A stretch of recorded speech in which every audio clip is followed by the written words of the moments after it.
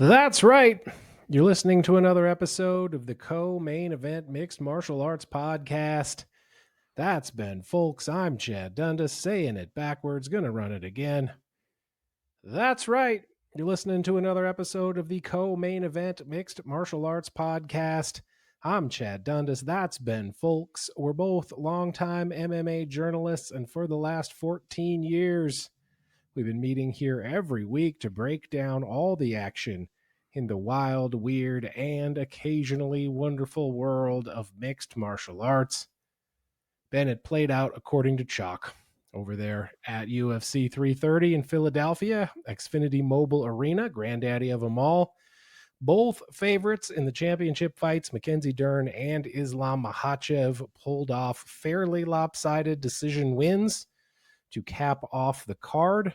I think we are probably most interested in the main event there, the men's welterweight championship fight, Islam Makhachev defeating Ian Machado Garry. There it is. Again, by split decision. A lot of fallout from this fight, and a lot of it pertaining to hugging, to the male embrace. Yeah. I guess you could say. A little surprising when you consider what a hugging-based sport this is in a lot of ways. Yeah. All right, let's just start with let's get the hugs. Let's get the hugs out of the way, man, because I feel like there are legitimate criticisms to be made of Ian Garry's fighting style. I think we got a question about that in listener mail that maybe we'll use here in a minute. I don't know if the hugging is a symptom of it. I feel like, first of all, we've seen way worse hugging in MMA and UFC fights, way more egregious hugging than what Ian Garry was forcing upon Islam Makhachev during this fight. I feel like, in many ways, the usual suspects are discriminating against Ian Garry because of his many stands on multiple issues, wherein we had postulated leading up to this event, maybe he was just fucking with people. He was doing it to that extent. Now, you got a fight where maybe if you would have turned it up a little bit, you could have had a better chance to win. You were showing a lot of respect in between rounds and after the fight for your opponent. Do you think that people like Dana White coming out and saying Ian Garry doesn't have any killer instinct, all he's doing is hugging out there, does that have anything to do with Ian Garry's recent turn as woke MMA fighter?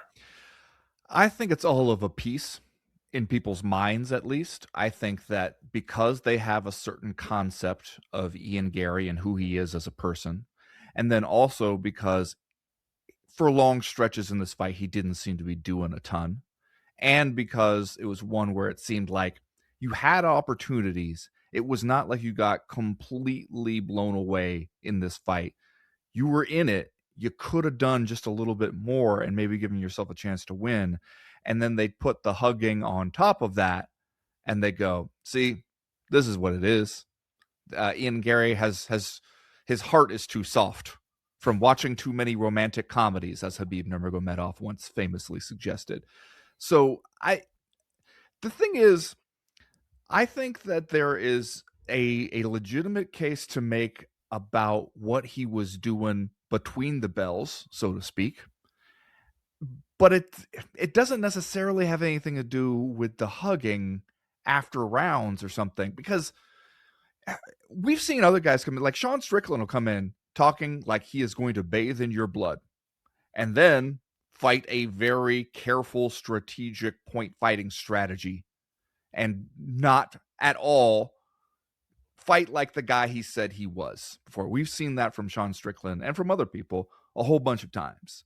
And so it's with Ian Garry, they're willing to tie what they see to what they heard before the fight.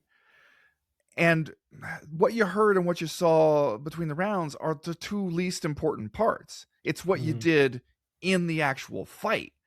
And it wasn't like he went out there and was just horrified by the violence of it all and wanted out of there. Like he he had good moments in this fight.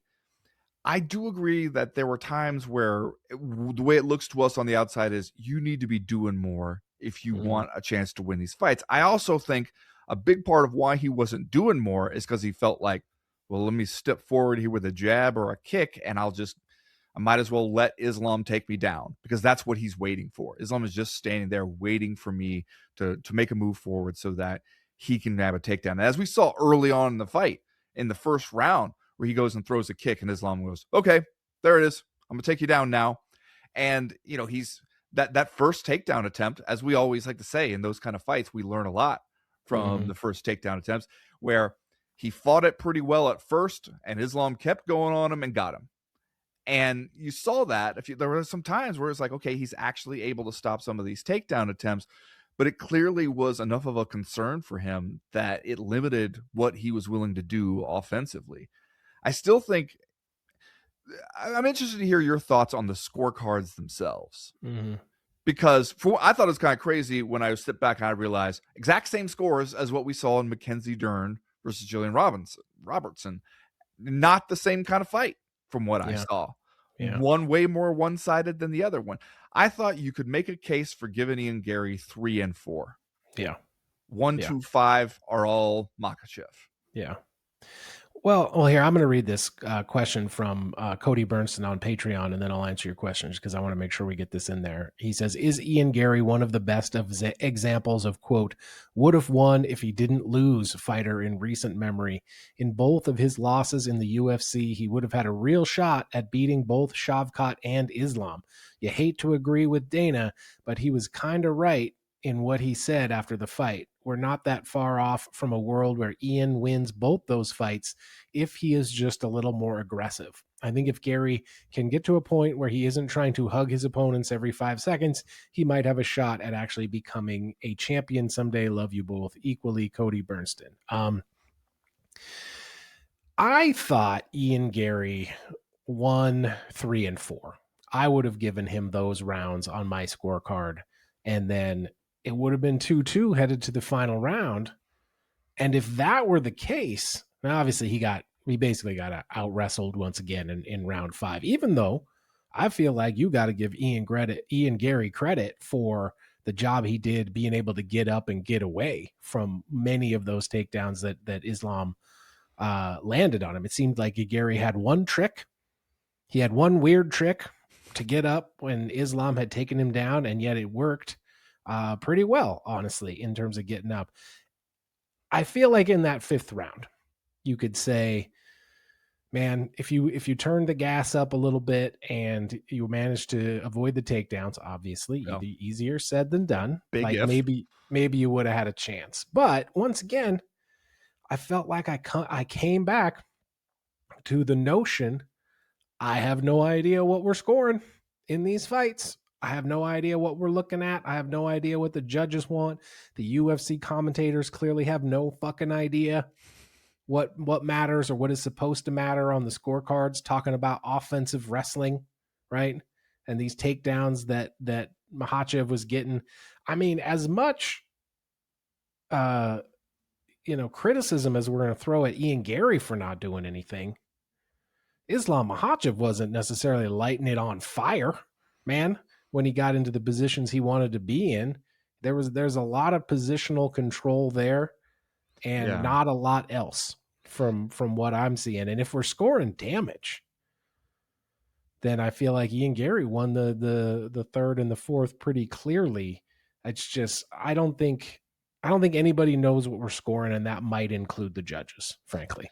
Yeah, well, I thought that the reason why I could say that I thought Ian Garry might have won the 4th is because of the damage, that Islam was Mm-hmm. so focused on takedowns, and he was just thinking about that Ian Garry was actually doing some stuff in the clinch. He was actually landing some shots in there, and you could see by the end of the fight, Islam's showing some swelling on the face. Like the Yeah. idea that didn't do anything to him is disproven just by looking at the guy. Can I amend my statement real quick though?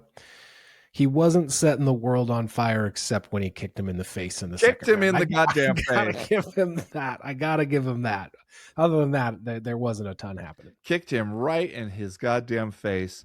Also had a nice head and arm throw where I was just like, okay. Yeah. Yeah. Almost never, it almost always proves to be a bad idea in an MMA fight. And then he went out there and made it work. But in the fifth round, I was like, okay, see, here's where, if you're telling yourself in the fourth round, hey, Islam is so takedown minded, but he's not doing anything with the takedowns. When he does get them, Ian Gary's getting right back up. Those takedowns shouldn't really count for anything. And you go, okay, yeah, I could. You got to make that case, but you can make that case. But then in the fifth round, where Islam just controls you for much of the round and is on your back, and that's where he's kind of neutralized you. Like Ian Gary's trying to do the thing like MMA in 2002, where he's reaching behind his shoulder to try to punch the guy in the face when like the guy is taking your back. That's a desperation move. That tells you that's a guy who doesn't think he's close to getting out. That's a guy who's just out of all better ideas. But you're also saying like, okay, once he takes your back, the positional dominance is so great that he nullifies anything you might try to do. And then the judges, when they're left to score it, are going to go, how would I possibly score it for the guy who had his back taken and couldn't move for most of the fight?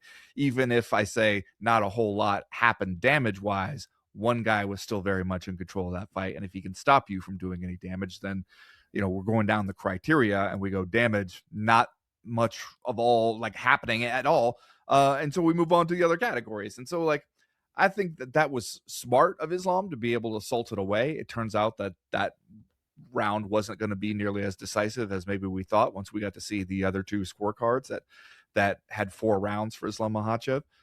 I do think that it's easy for us to say like Ian Gary just needs to do a little more, be a little bit more aggressive. And yet one of the things that has worked for him with his style is not doing that. Is like frustrating people and making them make mistakes. He's not been the guy that's typically super aggressive. And so maybe it would fuck up his whole thing if he were to try to turn it up and really go after some people. However, you get to a point in that fight where you have to realize you're losing. You have to realize like, I don't want to be on the ground with this guy, but I need to see if I can hurt him on the feet. And I thought that's where I thought like there were some opportunities because you see in 3 and 4, Islam is noticeably slowing down. He was starting to get tired, Chad. It's usually the other way around. It's usually that they get other people tired with all their grappling. He was showing some signs of being a little bit fatigued. And I thought that there were some opportunities there. But Ian Gary just never seemed like, I don't know if he didn't realize the extent to which he needed to go for it, or if he didn't think that he could, or if he was worried that I'll just end up giving up a takedown if I get too aggressive. I don't know. But that was where you were kind of watching it slip away. And I don't think that had anything to do with hugging him after the rounds. No, I don't think so either. Oh, they mentioned this on the broadcast, and I did sort of notice that it was true. And there was just not very much lateral movement. Yeah. From Ian Gary. He was not really Neither one of them circling. really. It was just standing there in front of each other for long periods of time. Yeah, I mean, I guess circling doesn't necessarily seem like it would be as critical to Islam Makhachev's game, but like they did mention it on the broadcast, but I thought it was very strange that it was basically like a north-south fight for Ian Gary. Like he would go in, he would come out. He would go in, he would come out. Not a lot of like moving around the cage, which I thought that was going to be a big part of why he might be successful because he's rangy and long and is able to cover a lot of territory in there. I thought maybe he would be able to stay away and use that length and to a certain extent he did, but I was just surprised. Like, remember when they used to do they would have like the tracker on the fighters and they would show like all of the ground that Frankie Edgar covered, for example, during a fight. How Like many miles did TJ Dillashaw travel in a 5-round fight? Yeah. You could have done that with Ian Gary and it just would have been like a straight line back and forth. I was surprised. I don't know if I can say that I thought it was a huge mistake because I don't know if it would, if the outcome would have been any different, but I was surprised.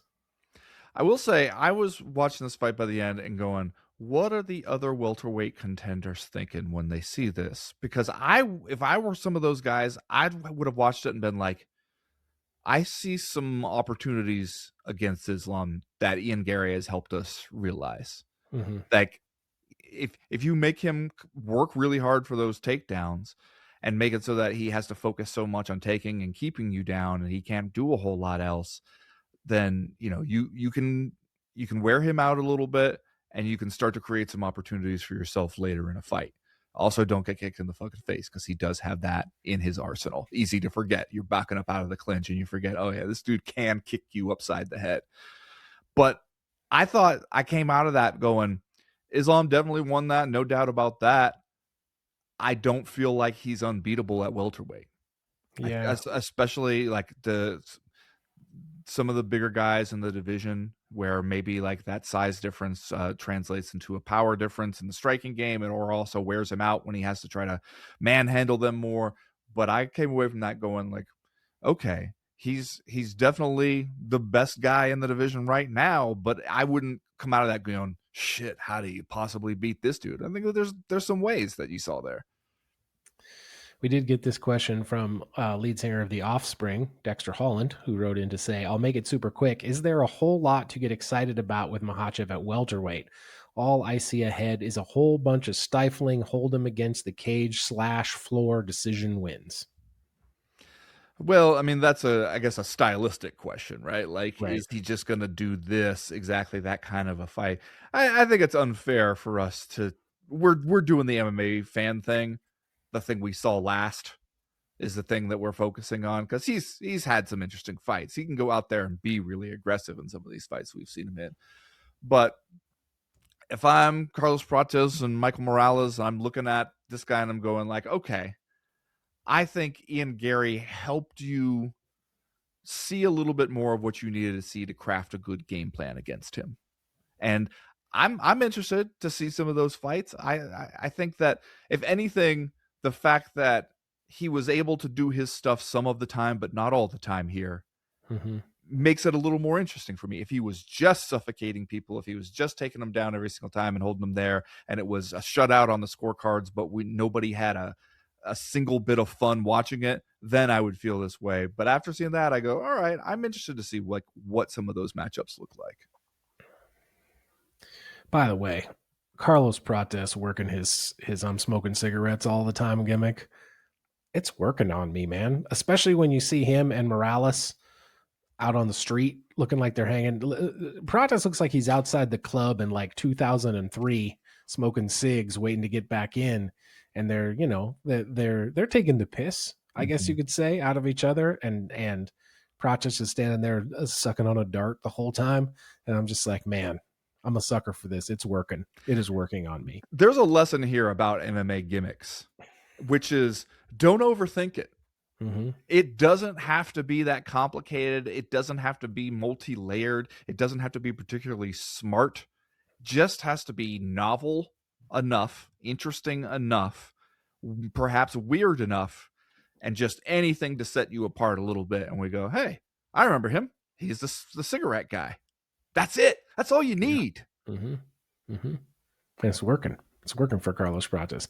I guess along the same lines, we got another question here about Islam Makhachev from Jefferson Darcy, who says, what did Makhachev versus Garry do to That Boy Good Incorporated's stock price? Of course, he means Shavkat Rachmanov. Can he beat Islam or this version of Garry? Now, this is kind of an interesting question because, as we all remember, Shavkat Rachmanov, That Boy Good, he's looking like number one with a bullet in Mm-hmm. this division for a long time. Then he goes out there. It's the Ian Garry fight where he injured his knee, correct? And then we ain't seen him since, Mm-hmm. basically. And you and I talked about this a week or two ago that it does seem like Shavkat Rachmanov would have some work to do to get back into title contention. But do you think, even with the time away, even with the knee injury, is he the most interesting guy still to potentially fight Islam Makhachev in this division? I can't say yes just because it's been so long and we don't know what version of him we get back. Because I gotta say, when I've seen some of those videos of him out there working on his rehab exercises, I went, ooh, he looks rough. he doesn't look like the same guy. Looks like he lost some muscle mass. Looks like I think that guy's going to have to come back, fight somebody at this point. It not only to reestablish his credibility as a title contender, but just to remind people who he is. There's a lot of people just haven't seen him, and so they've kind of totally forgotten about him. He's completely dropped out of the rankings, basically just through inactivity. So I do think that he would have some work to do. That's nothing I think that anybody could count on seeing anytime soon. And I think it would take him coming back, looking like he never left, looking like he could pick up right where he was when he got hurt, and then people would go, okay, give him the next one, but like you're gonna have to have that one first just to go and prove that. It's just that much time away and that much time just like out of the conversation, that takes a real toll on a guy. Yeah, it does. Remember, you're listening to the Co-Main Event podcast proper. New episodes of this show drop for free in your podcast feed every Monday afternoon. Make sure you're subscribed to the show. You won't miss an episode. And another great way to not miss an episode is to head over to our website, comainevent.com, and sign up for our newsletter. That way, we'll just email you whenever a new episode comes out. We won't fill your inbox with a bunch of junk, but maybe you'll get the occasional special offer or news update for your trouble. Just as a reminder, this is a completely independent podcast. No corporate overlords, no fat cats getting fed. The discourse remains unfettered, and we think you like it that way. If you dig it, do us a solid. Subscribe wherever you get your podcast. Leave us one of those sweet 5-star reviews. And if you want to see us on video, come find us over at YouTube at Co-Main Event Podcast. We're also on Facebook and Instagram. I mean, basically the whole internet. Yeah. Most of the places that you have on the internet, you can find us. And if you really, really want to be a friend of the show, come on over. Join us on Patreon, patreon.com/co-main event. We're over there dropping bonus episodes almost every day of the week. We got the live chat. We got the power hour. We got doing the damn thing. We cover all bases. And on top of that, there is the official Discord message board where they're talking about fights literally all the time. We consider it to be the best deal in MMA. Come check us out. Patreon.com/co-main event. Or stop by comainevent.com and check out our merchandise shop. All of it is designed in partnership with our guy Johnny Ashcroft from Portland, Oregon. You can pick yourself up a Daddest Man on the Planet coffee mug or t-shirt. We got those Bobby Nux t-shirts over there. We got t-shirts. You know what? We got t-shirts representing the MMA gods, which might come up later on in the show because it felt like somebody offended the MMA gods this weekend. And it might have been me. So go over there to comainevent.com. Check out the merchandise shop. If you want to hire our guy, Johnny Ashcroft, for all of your design needs, we can recommend him. Check him out at studiosuperconductor.com or on Instagram at studiosuperconductor. All right. Like we always do about this time, let's do a little bit of listener mail. Listener mail.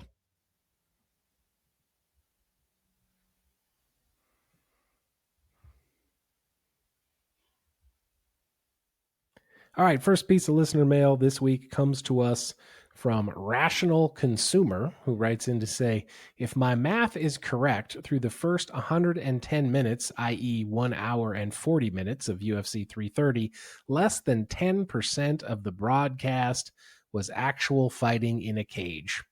While I understand that we're not being asked to buy pay-per-views anymore, but as someone who has never paid for pay-per-views anyway, except for the Sphere card, which I regretted, I am seriously questioning if I'm better off. Sure, my Paramount Plus stream is more reliable than the one I used to use, and I don't have to close out several of my extremely graphic ads for camgirl websites every time I open P+.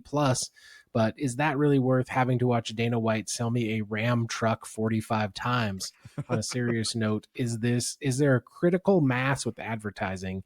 Is there a point where the ads become counterproductive because they're so pervasive that the viewer tunes out? Now, this, I suppose, you could say, although, they're going to find a way to put the ads in there regardless of how long the fights are.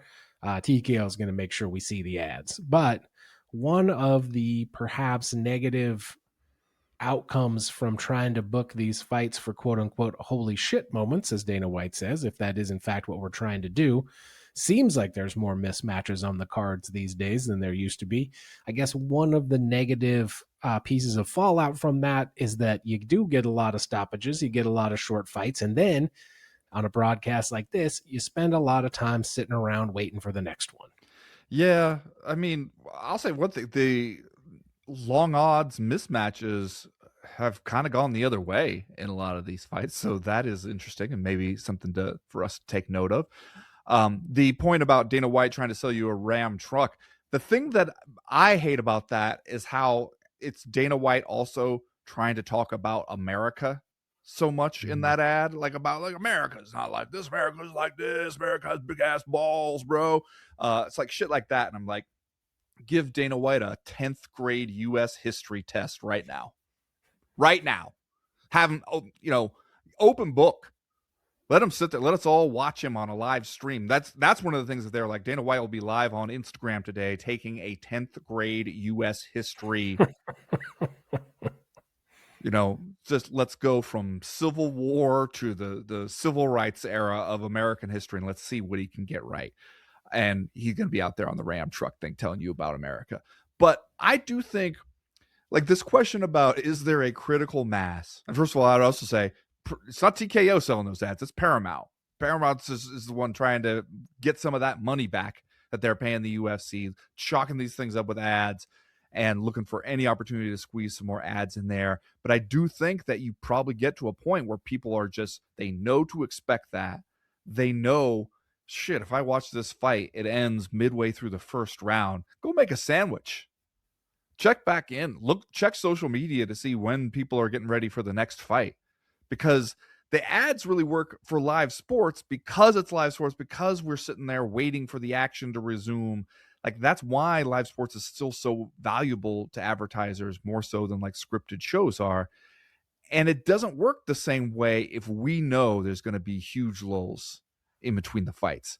Like, it works in an NFL game because we're going to get right back to it. It doesn't work that well if we are expecting, especially all through the undercard. Like, when we talk about how for these fight night events, you're better off skipping it live if you can, or maybe just tuning in for like the co-main and the main, and then circling back on Sunday morning with a cup of coffee to watch all the undercard stuff. And the whole reason why is because of how much filler, how much advertising, how much bullshit they make you sit through in between the fights. So I think that we probably have hit that point where the advertising is working against people watching it live like every single second. And they did just add the corporate sponsor to the actual name of the event. Yes. Which I noticed. I was looking at the UFC schedule and I noticed that that was not a one-time happening here for UFC 330. We got corporate sponsors for all the PLEs lined up here, which is just, at some point there is a critical mass of advertising because you're going to run out of shit you can put ads on. They've been pretty creative up until now. They keep finding more and more shit to stick the ads on. I hope that there's a contest at like the TKO offices where if you come up with a cool idea where to put an additional ad, they'll put your business card in a fishbowl, and then at the end of the month they draw one fishbowl out, and that person gets like a free margarita. Yeah. At drinks, after work drinks on Friday night. Everybody else chips in to buy that person a free margarita. You get a $50 bar tab down at Islands. Yeah, I mean, come on, man. Get a burger TKO, with some pineapple on it. They ain't giving out no $50 bar tab, Ben. Get You're you lucky if you get tie. one free drink from those people, and then it would probably be the Jose Cuervo branded margarita. They would probably call it. Okay, we talked about this in Are You Fucking Kidding Me? That our $20 patrons heard, but I just wanted to circle back on it a little bit because there's a couple other things about it that I wanted to say. That Balls Deep came out and to write, poor oral by Chad just had to sprinkle. The Chad Sprinkles curse is alive and well. First of all, yes, sir, it is. I can't even try to deny it. I'm a sprinkleaholic. I went out there, for people who don't know, over on our $20 you never want to see again, which I just want to remind people, this is on the Power Hour over on the Patreon page. $20 we never want to see again is a weekly anti-gambling segment. It has become that. Yeah. Some people make the mistake of seeing it about us giving our picks week in and week out, and they think this is a gambling segment. No. This is an anti-gambling segment, because what we're out here doing is showing people how hard it is. Yeah. That's the thing, is that our tagline, our unofficial tagline, other than for entertainment purposes only, is we make this shit look hard. It is a lot harder. You got the Johnny the Greek or whoever with his dazzling white teeth out there talking like he's just like living large off these MMA bets. We actually are tracking our shit and showing you, man, some weeks, even when you feel like, I hit a couple, I was kind of right on some shit. And then you look and you're like, and I got 30 cents profit for all that sweat and that toil, all the vast amounts of research I did on these cards. Definitely not because I was just picking the DraftKings ready-made parlays. Brazilian Power, by the way, did not hit. The Mackenzie Durn section of the Brazilian Power, that one hit. But you know what? It's just, the thing is, you should know better. You do know better at this point. As you were doing it, as you were sprinkling Mick to McWhirl by throughout all these parlays, I was saying to you, what are you doing to this man? Yeah. What, we've watched as you've done this to baseball players, and now you're doing it to this poor young fella just trying to make a living as a professional cage fighter. And I couldn't believe my ears as you added him to one after another parlay. And then, of fucking course, he goes out there and gets put to goddamn sleep. Yeah. It did bring most of my betting to an early halt on Saturday, because that was the first fight. And once that one was done, most of my other picks were pretty much dead in the water. So I do apologize to Mick Orobai for, I didn't know my own strength, man. I don't know my own power. Don't know my own powers. All right, we got this question from Isaac Spooner, who wrote in to say, fellas, so Edson Barboza made me cry. How about y'all stay frosty? This is another one where when you watch it, you're like, they didn't have to do this, man. Do you mean the matchup itself? Yeah. Yeah. Didn't have to do this, man. You didn't have to make us all so sad. You didn't have to do Edson Barboza this way, man. You didn't have to do that. I mean, it does remind you, the UFC and a lot of fight promoters, they just know one way to do this, which is older guy who still has a name. You just match him up against much younger guys so that the young can eat the old, and that's the way it goes. And so that's what we've been doing with Edson Barboza for a little while. That's what we did here. But I agree with Isaac Spooner, because when he got on the mic afterwards, I got a little emotional too, because it was like the way he phrased it, where he was just sort of like, I always fought hard for you guys. I always gave it my best. And you're like, yeah, you did. Yeah, you fucking did. For 15 goddamn years in the UFC, 15 uninterrupted years, you always showed up and you always knew you were going to get a gritty balls out performance from Edson Barboza, who, when he got to do his stuff in his prime, was scary as hell. And, when you just like that simplicity of that statement, the way he put it, there's something about it where I just went, yeah, man, shit. He really did. That is a long goddamn time to be in the UFC, doing it at that level, especially in one of the lighter weight classes. And yeah, it's one of those moments where guys like you and I feel old, because I remember when Edson Barboza burst onto the scene. Yeah. If all the guy had done in his career was the spinning wheel kick knockout of Terry Edom, that would have been enough. We would have something to remember him by. Ben, that was January of 2012. Knockout of the night, fight of the night, knockout of the year for Edson Barboza, which, if you are a late adopter, if you are a young fella in this game, can go back and watch that one. You didn't need to watch the whole fight. Just watch the knockout. I believe I saw I think it was Grabaka Hitman over the weekend posted a video of that and saying there has never been a more aesthetically perfect knockout. Yeah. Which is awesome if you're on one side of it. Yeah. Yeah, it is. If you're on the other side of it, then it's not that great. Can we say shout out to Neil Magny, by the way, for going out there and doing it for the Unks this past weekend, for actually going out there as the older man and getting it done? Okay, this is interesting because I wanted to point this out. I did not put this together until I was watching it, or I was looking on Twitter before the fight, and I think it was Reed Kuhn who, if I can find his tweet on the subject, was talking beforehand about how many times Neil Magny has been an underdog. Yeah, it was Reed, where he pointed out before the fight, where he said, like, if he wins tonight, which of course he did, he would tie Andrei Arlovsky as pulling the most upsets in UFC history. He now, I think, has 12 underdog wins in 22 underdog fights, total 37 or 38 UFC fights now. He wrote after he did pull off that upset, Magny literally has a winning record as an underdog. Which is a certain kind of accomplishment, right? Yeah, especially because like a lot of that has come as he's hung around, like just hung around in the sport, continued to do it. The UFC keeps trying to use him as a journeyman guy that can fill out cards and we can put young talent against him. But he shows you fuck up in there, Neil Magny make you pay for it.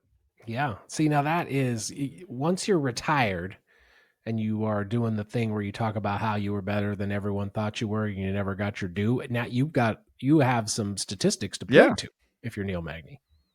You could point to some cold hard facts and people will have to be like, you know what? He's right. The last thing I wanted to talk about on the retirement front, on the old dog front, was in fact Jeremiah Wells going out there at 39 years of age, beating Mikhtapik Orolbai, and then getting on the mic for a lengthy statement with Joe Rogan, a lengthy post-fight interview, which at first I started to do the thing where I was like, all right, wrap it up, Jeremiah. But then I was like, this is probably his only chance ever to do this in his career, and he's doing it in his hometown. Let this man talk on an open mic.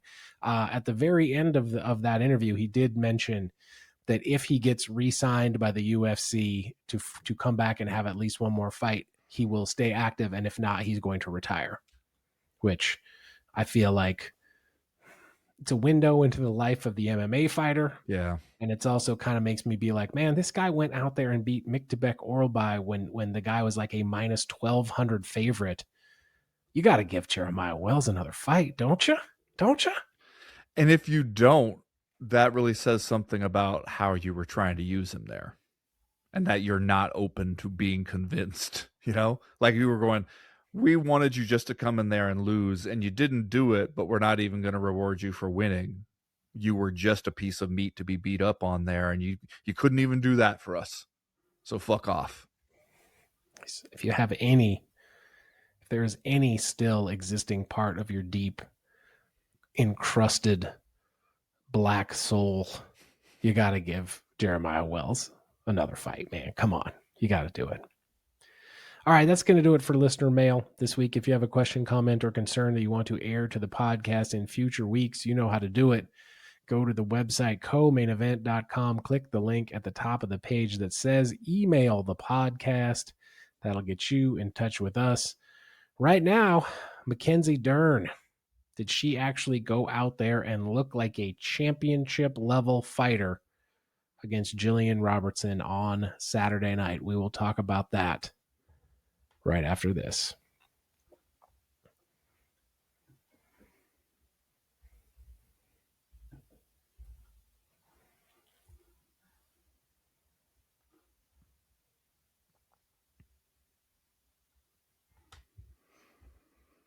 All right, Ben, we did get this message from Jart Harley Barvis, who wrote in for listener mail. He says, well, I'll be durned. See what I did there? Yeah.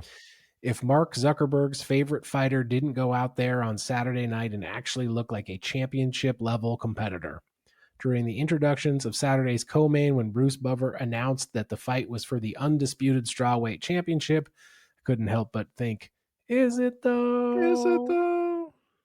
But between the new kick-heavy offense, which feels very suited for her body type, respectfully, Okay, see, I wouldn't have even thought there was anything potentially disrespectful or other than respect until he added respectfully, and I went, yeah, okay, same. you talking about her backside, you talking about the junk in the trunk, okay. Didn't have to point it out that acutely. We might not have noticed.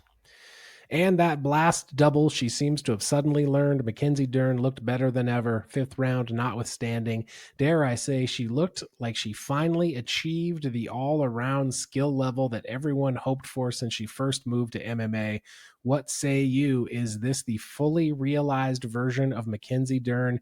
Is she a world beater? And do you agree with her post-fight assertion that now people will see her reign as legitimate even without beating Zhang Weili? No. Love you both equally, though I can't say Mictepec the sprinkle oral by feels the same. Yeah. Well, see, that's kicking a guy when he's down at this point. You're gonna be hearing this one for a little while, my friend. We do at the end of the year. We give out the CMEs, our end of the year awards, and I have to say I have two real strong competitors for worst bet of the year this year. Not only this one, but when I accidentally made a bunch of bets on college baseball without knowing what I was doing. Yeah. So yeah, but it hasn't been a great year. Still for time me to turn it around. You still got a few months to turn it around in the betting department.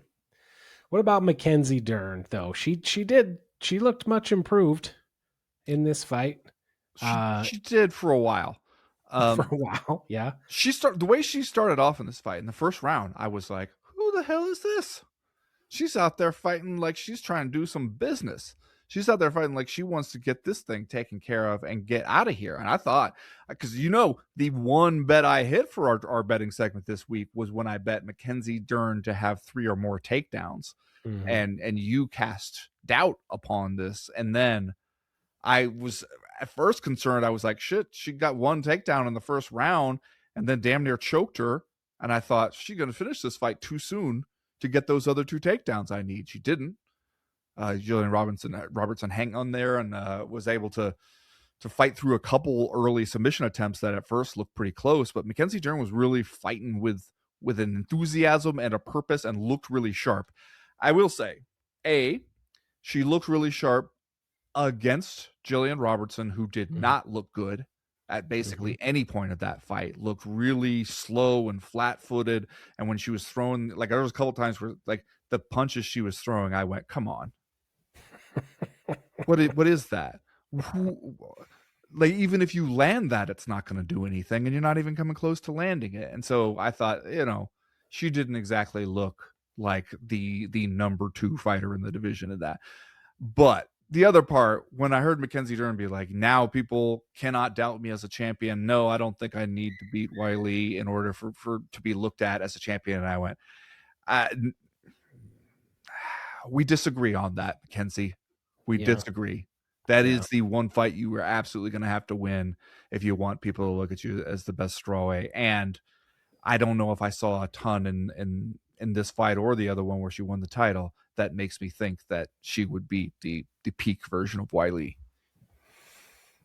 Yeah, just as I said that it's a certain kind of accomplishment for Neil Magny to have a winning record when fighting as an underdog. It is a certain kind of accomplishment to get a win that you hope makes your championship reign feel legitimate. You know what I mean? It's like it's better than not being in that position, but still a certain kind of accomplishment. I agree with you. I don't know if she never fights Zhang Weili, will that be a gaping hole on her resume? Probably. But if Mackenzie Durn goes on to defend the title several more times and looks great, then we probably will at some point begin to give her due daps. Although we will point out once again that Jillian Robertson fought so bad that her coach quit after it was over, went on TV and quit. Came out and apologized for it later, but on the night of did in fact quit. She fought so bad that her coach quit. Went on TV. Yeah. Yep, went out on TV. And and pieced out the game. So She really could have used a finish there. My takedown bet aside, if Mackenzie Durn could have finished the choke there, like for one thing, I saw people posting stats about how long it's been since we've seen a finish in a women's title fight in the UFC, but also just for her own credentials and making the case and getting people excited to see about the next one. If you just could have finished one of those chokes, I think it would have made a huge difference. Because instead, people felt like we sat through 5 rounds, even though we knew 2 or 3 rounds in what we were looking at, and you kind of got worse toward the end. And so is sort of like the worst of both worlds in that sense. we have talked a little bit on the show in recent weeks about the place that women's MMA finds itself in this year, and basically the lack of a platform that they've been given by TKO this year, the sheer lack of fights, frankly, being booked in the UFC. I mean, don't you think Mackenzie Durn is probably the best thing you got going in women's MMA if you're TKO, right? Kayla Harrison, we still don't know what's up with her, whether we're doing the Amanda Nunes fight or not. You got Valentina Shevchenko, just certainly not in her prime anymore, and spends a lot of time missing in action, I guess you could say. Mackenzie Durn is probably your best, most marketable, busiest champion at this point. What can you do with her? Yeah, I mean, there should be some opportunities there, right? Mark Mm-hmm. Zuckerberg's into it. Yeah. Zuck. Get the word out, Zuck. Mm-hmm. Metaverse? We still doing metaverse, or have we switched to just like helping the surveillance state crack down on people? I forget where we came down on that from Meta, but it seems like you ought to be able to get people excited about Mackenzie Durn at least a little bit more than what we have right now. And yet it just seems like across all the women's divisions, there is just that kind of lull where there doesn't seem to be like a ton of excitement. And I don't think we came out of this one going, can't wait to find out when the next Mackenzie Durn fight is, Yeah. Yeah. I don't think we did.